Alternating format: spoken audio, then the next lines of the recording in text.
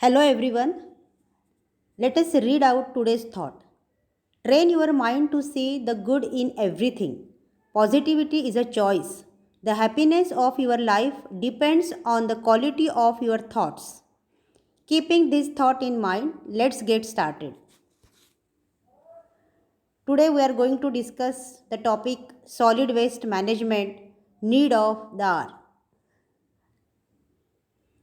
Let us discuss few questions. What is meant by pollution? Pollution is the discharge of a toxic or contaminating substances into the surrounding that has an adverse effect on the natural environment or life. So when toxic and contaminated substances are thrown in the surrounding, and that will have adverse effect on our environment and as well as on our life. So such condition is called as pollution. In which different ways do our surroundings get polluted? Our surroundings can get polluted in the following ways. Air pollution. Excessive burning of fuel, burning of wood and garbage, smoke from factories and industrial activities release a huge amount of pollutants in the air every day. This creates air pollution. Now, let us see how water pollution is caused by different factors. Industrial waste dumped into the river and other water bodies, spraying insecticides, use of pesticides like DDT on plants, etc., pollute the groundwater system. Oil spills in the ocean. Daily activities like washing clothes, utensils near lakes, ponds, or rivers can cause damage to the water bodies. Soil pollution is caused due to excessive use of insecticides and pesticides, release of industrial wastewater into flowing water, mining and deforestation exploits the soil. Noise pollution is caused by machines in the industries. Now, noise pollution is also caused by loud music, isn't it? Radioactive pollution. It occurs due to nuclear power plant malfunctions, improper nuclear waste disposal, accidents, etc. So, children, have you understood different types of pollution? Observe the garbage collected in the dustbin of your classroom and make a list of various materials in it. Children, have you observed the garbage collected in our regular classroom?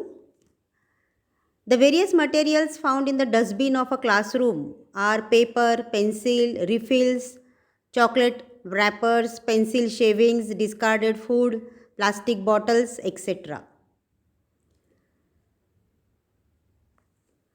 Discuss with your teacher how these materials can be properly disposed of. Can we do the same with the garbage generated in our house? Think about it. So, how will you dispose these materials which are mentioned just now? For proper disposal of waste, dry waste and wet waste can be collected separately. Paper and plastic could be recycled and food related waste could be used to make compost. Right? And the same method we can do for the collection of garbage generated in our house. Dry waste and wet waste can be collected separately. Wet waste can be used to make compost while dry waste can be recycled.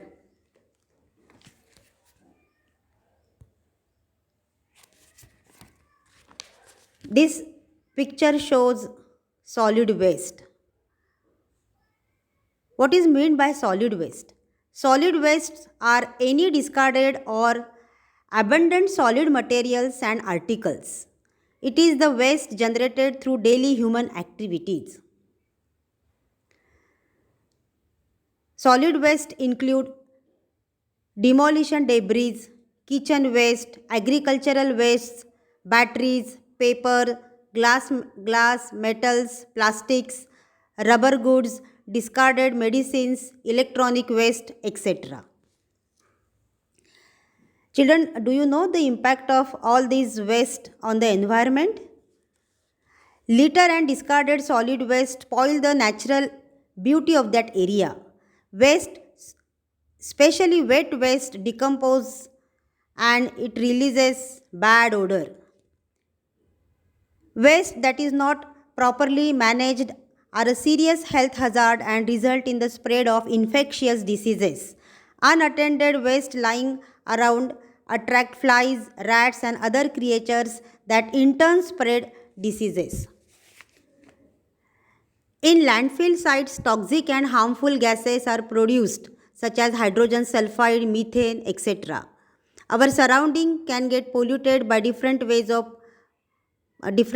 pollution like air pollution, water pollution, soil pollution, etc. All these forms of pollution and waste pose a serious threat to the biodiversity. Solid waste disposal in water bodies affect aquatic ecosystem. So children, have you understood the impact of various waste on the environment? What is the main difference between what we see in the two pictures alongside?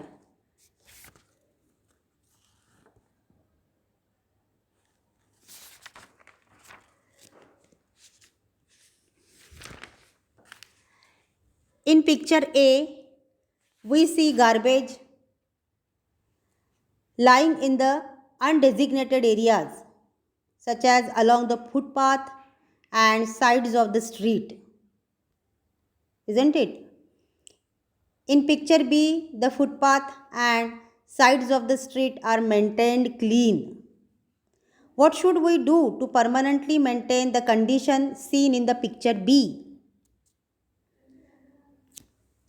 We can do following things like throw garbage only in designated areas such as dustbins, dumping grounds, etc. If we find trash lying in undesignated areas, we must pick it up and put it into dustbin. If we come across someone littering footpaths and streets, we must pick up and ask them to avoid doing so. Clear? Many waste materials are generated through the various daily human activities. This is called solid waste. If these waste materials are properly disposed of, they can be a valuable source of energy. Currently, solid waste is a serious worldwide problem as it causes both water and soil pollution. Solid waste is also a serious problem from the point of view of economic growth, environmental degradation, and health. It has posed a serious threat to nature and human habitat because of the air, water, and soil pollution it causes.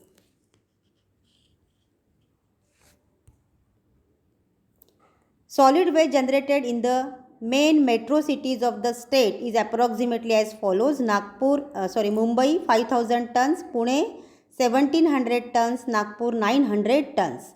On 26th July 2005, a serious flood calamity had arisen in Mumbai. Improper solid waste management was one of the main reasons behind that calamity. Thus, we see that accumulation of solid waste can lead to various calamities. In July 2005, heavy rains caused flooding in many parts of Maharashtra, including large areas of Mumbai.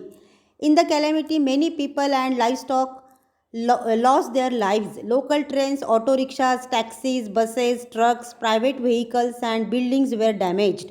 Roads were submerged, and there was severe water clogging in most of the parts of the Mumbai. Hospitals were damaged.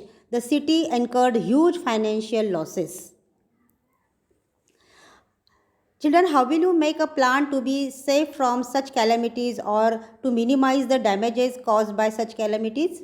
As a responsible citizen, we can contribute to minimizing the occurrence of natural calamities like floods by taking measures to reduce land pollution, by properly disposing waste materials or recycling them, increasing plantation, proper town planning, proper road construction and infrastructure can help prevent floods.